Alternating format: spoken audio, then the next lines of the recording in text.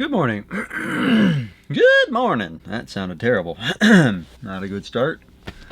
Let's try that again. Good morning. Welcome to Iron Sharpens Iron. My name is Jeremy Nettles. I am the evangelist for the River Ridge Church of Christ in Newburgh, Indiana. If you'd like to reach out or get in touch with us, you can reach us at 812-550-6234 or info@riverridgechurch.org. Those are great places to send your comments or questions or concerns. Also, your requests for a topic for a future TV program or requests for further study, whether that's with me in person or over the internet or even through the mail. We have a number of people who have taken correspondence courses from us, and you're welcome to sign up for one of those.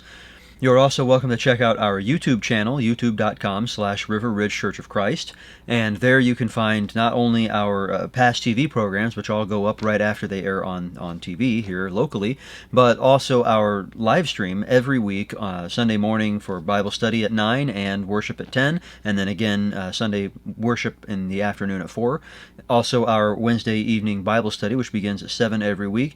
Even if you don't live close enough to visit us in person, you can join with us over YouTube and at least have some sense of fellowship, I suppose, and participation with our worship and study. We also have a radio show every Sunday afternoon at 2. You can find that on 98.5 FM or 1400 AM if you're a little farther out from the Evansville area. And you're welcome to check out our website, riverridgechurch.org. There are a lot of resources there, but one particularly important one, I would say, is the articles that I write every week that then go into our bulletin. We also mail out paper copies of those every week. And if you'd like to receive those in the mail, then get in touch by the phone or our email address and sign up, and we'd be happy to add you to the list. So they went up out of Egypt and came to the land of Canaan to their father Jacob. And they told him, Joseph is still alive, and he is ruler over all the land of Egypt. And his heart became numb, for he did not believe them. But when they told him all the words of Joseph which he had said to them, and when he saw the wagons that Joseph had sent to carry him, the spirit of their father Jacob revived. And Israel said, It is enough. Joseph my son is still alive. I will go and see him before I die. So Israel took his journey with all that he had, and came to Beersheba, and offered sacrifices to the God of his father Isaac. And God spoke to Israel in visions of the night, and said, Jacob, Jacob. And he said, Here I am. Then he said, I am God, the God of your father. Do not be afraid to go down to Egypt, for there I will make you into a great nation. I myself will go down with you to Egypt, and I will also bring you up again, and Joseph's hand shall close your eyes. In our Bible classes here at River Ridge, we've been going through Genesis, and we've actually gotten into Exodus now. We're about a third of the way through the book. But back when we were studying Genesis, and we were talking about Jacob and his children, and Joseph and his whole saga down in Egypt, and then finally how Joseph called for his father Jacob and all his family to move down there into Egypt with him, where he was, for all intents and purposes, in charge of matters, and there was plenty of food while there was a great famine back home in the land of Canaan. It left a striking impression on me this time through. We had one of these verses, the last verse that I read, verse 4 of chapter 46, was actually one of our memory verses. And I loved going over those with the congregation, but especially with the kids. And frankly, the kids often seem to do better with the memory verses than the adults do, but that's beside the point. For several weeks, we were repeating this verse constantly. I myself will go down with you to Egypt, and I will also bring you up again, and Joseph's hand shall close your eyes. Let's go over the story briefly here. Joseph is one of 12 sons of Jacob. By the time he is 17 years old, his brothers, or at least 10 of them, do not like him very much. They dislike him enough that they seriously consider killing him when they see an opportunity to do so without being found out. They eventually agree to Judah's plan to, well, at least let's make some money off of this whole deal. And so instead of killing their brother Joseph, they just sell him into slavery, and he ends up being taken down to Egypt. Now, the brothers back in Canaan, they lie to their father about what has happened. They bring his ruined robe of many colors, which they had so envied, I suppose, and they put some goat's blood on it, and they showed it to Jacob, their father, and said, does this belong to Joseph? We're not really sure. Can you identify this for us? Of course, they know, and they're deliberately trying to leave a certain impression on Jacob, and it works. He assumes that Joseph has been attacked by some wild beast and torn to pieces. He assumes that Joseph is dead. 20 years pass. Meanwhile, as I said, Joseph has ended up down in Egypt, and through a series of interesting events, he ends up in charge of the food supply, just as this great famine strikes the entire region. There's some interaction between Joseph and his brothers when they travel down from their home and from their father to buy food because they've heard that Egypt has food, and lo and behold, they end up standing before their brother, but they don't realize that's who he is. Of course, Joseph, seeing 10 brothers like this and remembering some names, recognizes them immediately. He keeps his identity hidden from them, and there's a back and forth. They buy grain, they go home. There's a long story involved here about how he eventually reveals who he is to them and reconciles to his brothers who have treated him so poorly in the past. From there, as I said at the beginning, he summons the whole family to come down to Egypt and to live under his protection where there is an abundance of food. There's something very moving about this whole ordeal and this particular development in the ordeal. As Jacob, the patriarch of the family, has discovered and now been convinced that his supposedly dead son is really alive, the emotional wringer that he's been sent through is very intense. He's spent 20 years or so under the impression that Joseph was dead. Joseph was only 17 years old when he was taken away. So he's now spent longer without Joseph than he ever spent with Joseph, even since Joseph's birth. And learning that Joseph is really alive, it's as if there's all this lost time, in some sense, to make up with his long-lost son. But at the same time, he knows that he's very old, and he's probably not going to live all that much longer anyway. So in a sense, this forms a beautiful punctuation to what has been a long and difficult life of sorrow and pain. There's not very much more to the story of Jacob after this point. Jacob was the focus of the story in Genesis from like chapter 25 all the way up until now, and there's just really not that much that follows that has to do with him. Even though there are quite a few years remaining in his life, we just don't learn about it. So, in a sense, this is the period at the end of this long and difficult sentence. Let's talk about that lifetime for a second. Jacob started as this rich, pampered kid who ends up swindling his brother out of the inheritance because even though they're twins, his brother came out first. And even though he's done that, he didn't get to collect because his brother now wants to kill him and he's got to run away. So he runs away, leaves everything, ends up homeless, friendless, penniless, and winds up on the doorstep of his mother's relatives, who also don't treat him very well. Now, yeah, he is able to build a family there, but he's kind of treated like the doormat for quite some time. He has a woman pawned off on him that he did not intend to marry, and is not paid very well for the wonderful work that he's doing for his uncle. Nevertheless, he manages to build a family and a fortune. He's still under some threats, and he also doesn't really have any peace in his home life because in addition to the one wife that he did want and the one wife that he didn't want, he ends up with two more because neither of his wives is producing children the way they wanted to, and so they give their maids to him as concubines/wives. It seems pretty obvious in hindsight that having 4 wives was going to cause some trouble, especially when 2 of them are sisters. At any rate, even by the time he makes his way back to the land that had been promised to his grandfather Abraham, he doesn't really have the potential for a meaningful reconciliation with his brother Esau. The two meet and forgive each other, sort of, but Jacob is still terrified of him, and he, lights off the first chance he gets and runs away, and as far as we know, he only ever interacts with Esau one more time, and that's at the time of their father's death.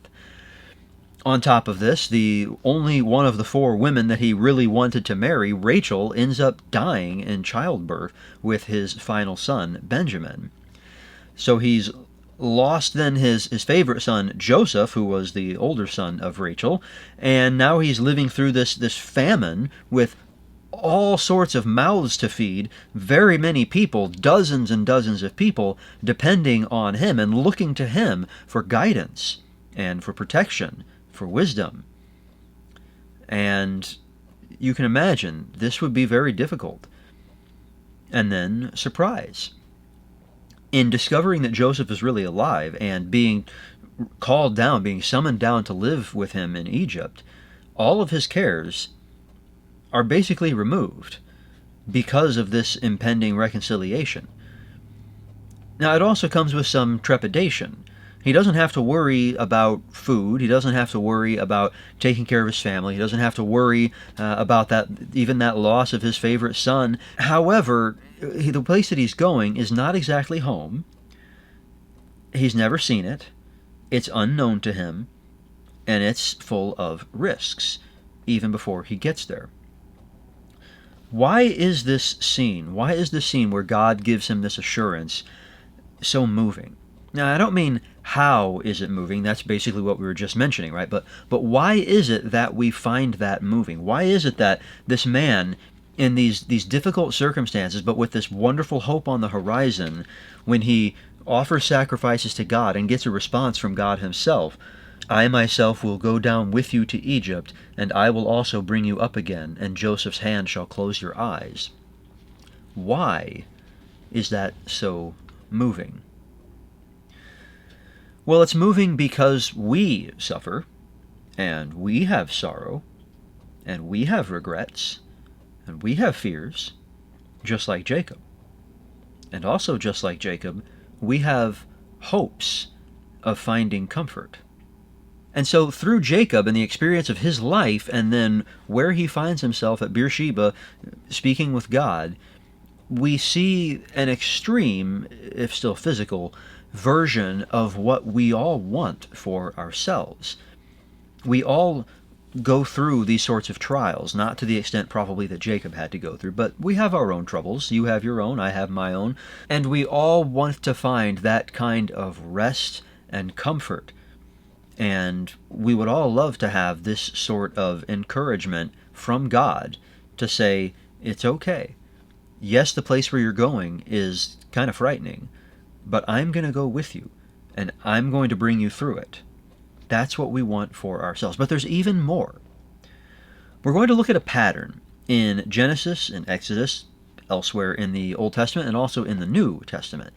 I want to reiterate one more time what we read there in verse 4. I myself will go down with you to Egypt, and I will also bring you up again, and Joseph's hand shall close your eyes. Now, before we get into some of the details here, I think it's worth mentioning that we think of down as meaning south and up as meaning north, and on the map, that's exactly how it works out. But modern cartography is just that, modern. That wasn't really the way that Jacob, let alone God, was looking at this. Up and down didn't mean north and south. It meant, well, something else. Back in chapter 37 of Genesis, now focusing on Joseph and his part in the story, let's begin reading in verse 23. So when Joseph came to his brothers, they stripped him of his robe, the robe of many colors that he wore, and they took him and threw him into a pit. The pit was empty, there was no water in it. Then they sat down to eat. Skipping forward to verse 28, then Midianite traders passed by, and they drew Joseph up and lifted him out of the pit and sold him to the Ishmaelites for 20 shekels of silver. They took Joseph to Egypt. So he goes down into this pit, and then he's taken up again, and you can see some parallels already. But it goes further than that. While he's in Egypt, he ends up getting thrown into prison over some bogus trumped-up charges. But, nevertheless, the prison is called a pit at one point.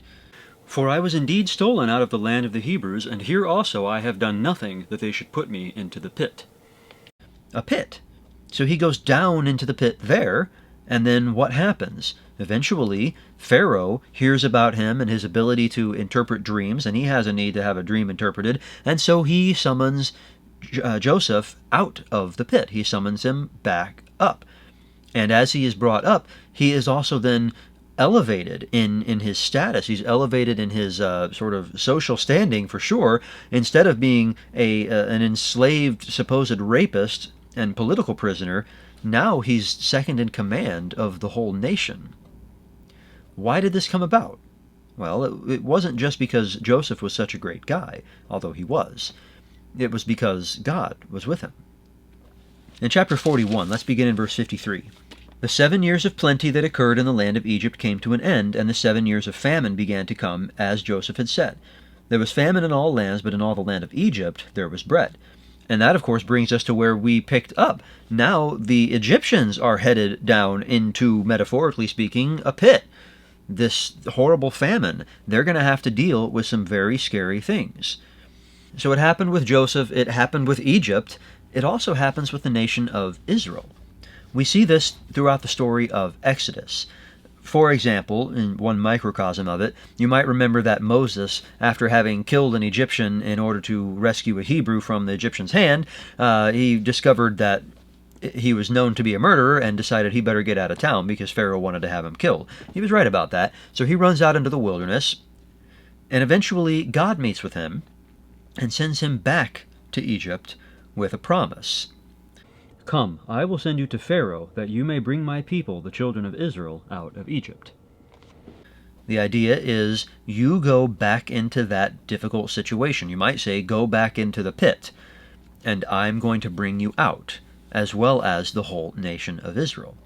How about the Red Sea crossing in Exodus 14? As the children of Israel have fled from Egypt following the final plague, and they find their backs against the Red Sea. Pharaoh and his army are coming, because Pharaoh, surprise, surprise, has changed his mind and wants them back, and they're terrified. But God parts the waters and says, go down in there. Can you imagine that?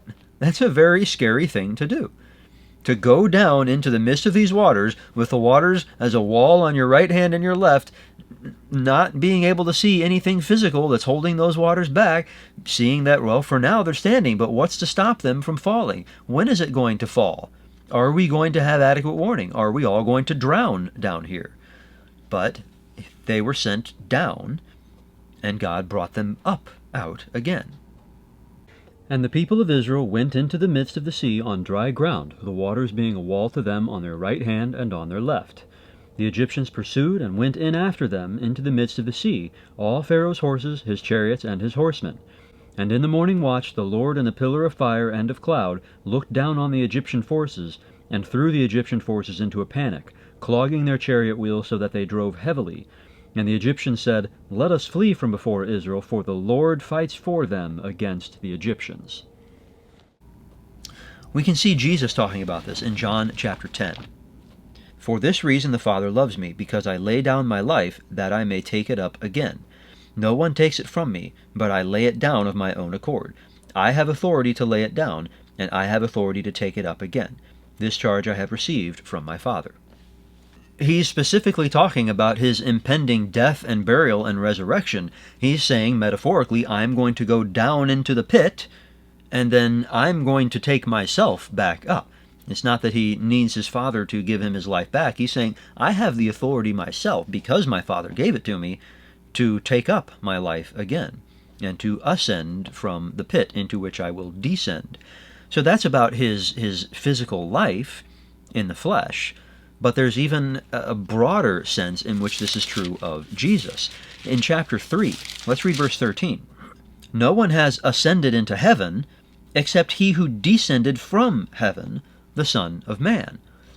He's pointing out his origin was heaven, and we know that it's not actually spatially above the earth, but it's an excellent way for us to think about it. It's a realm that is greater than ours, in some sense higher than ours metaphorically.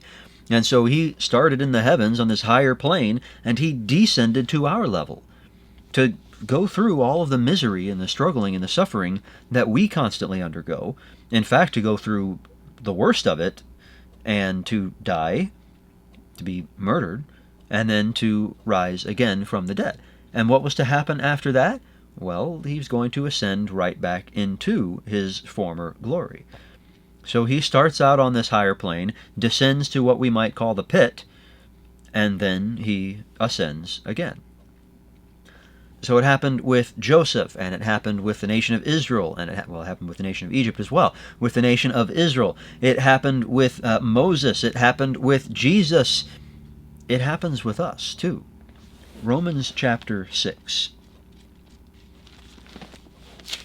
"Do you not know that all of us who have been baptized into Christ Jesus were baptized into his death? We were buried, therefore, with him by baptism into death, in order that, just as Christ was raised from the dead by the glory of the Father, we too might walk in newness of life. For if we have been united with him in a death like his, we shall certainly be united with him in a resurrection like his. That simple act of undergoing baptism, which Christ has mandated for us as the initiation into a covenant with him and the washing away of our sins, that is also a descent into death, and then God pulling us back out of the pit.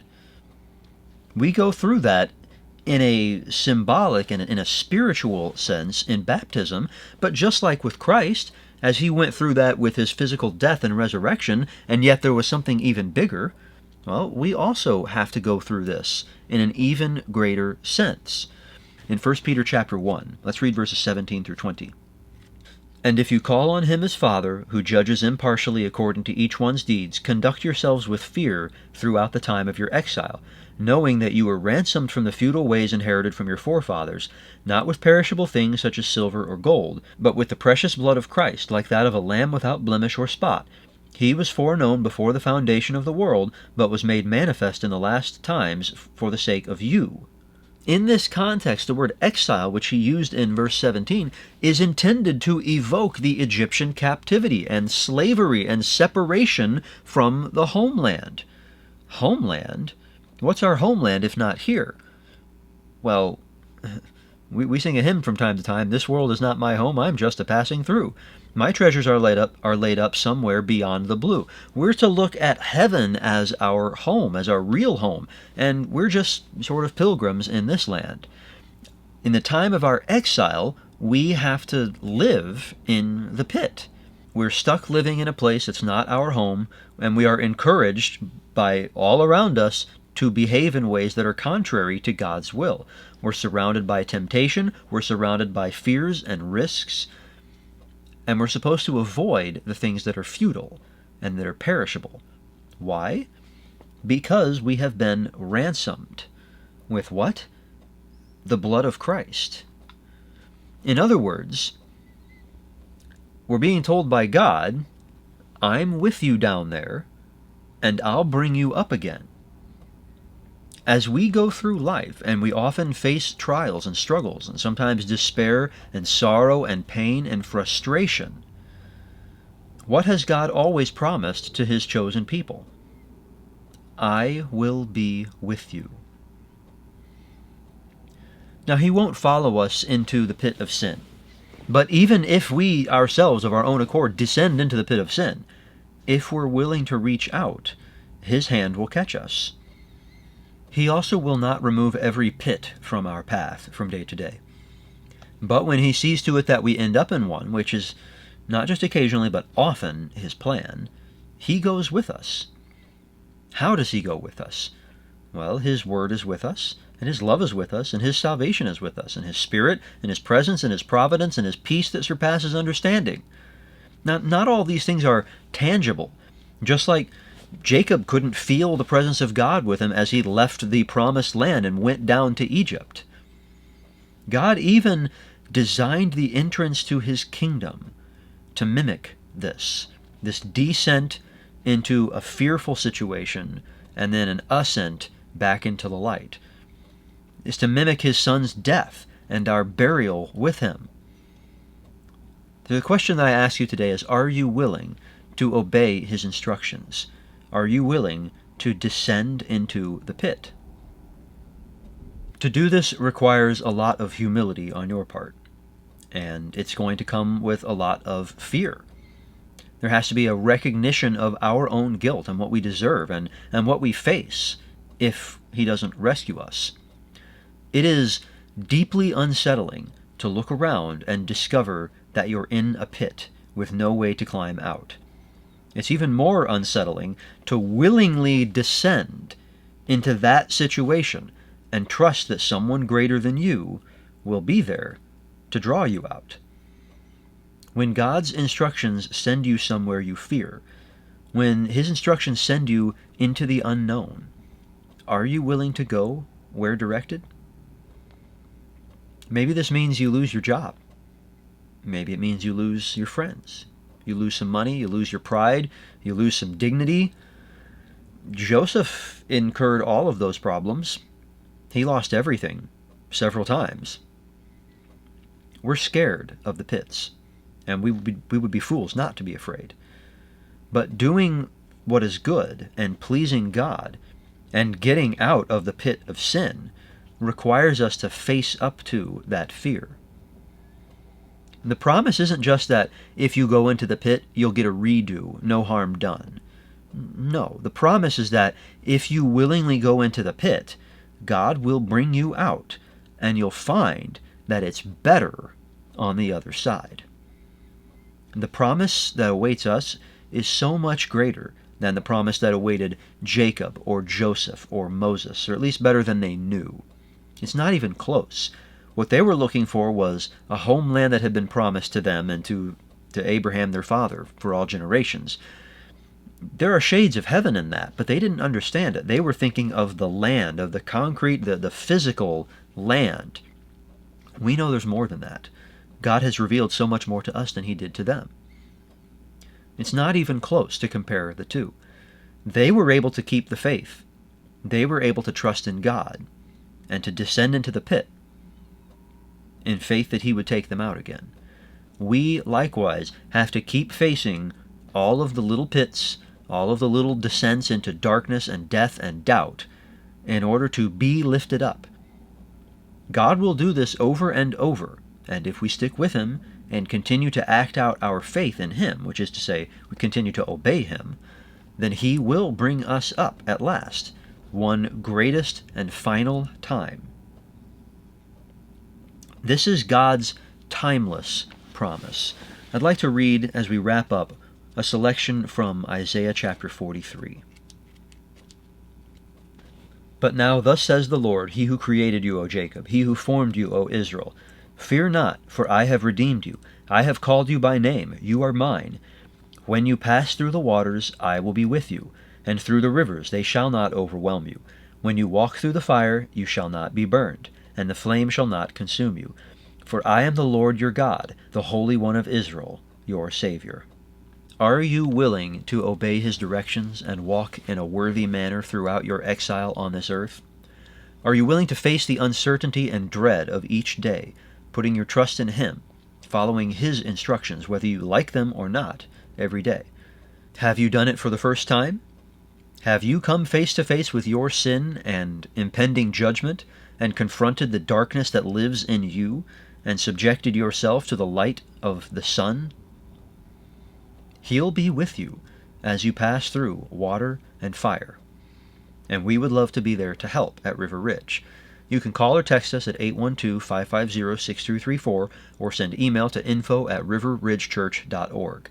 You can find us at 5600 Van Road in Newburgh. We gather at 9 a.m. on Sundays for Bible study, 10 a.m. for worship, 4 p.m. for afternoon worship, and 7 p.m. on Wednesdays for another study. I'd love to see you there. Thanks for joining me today on Iron Sharpens Iron.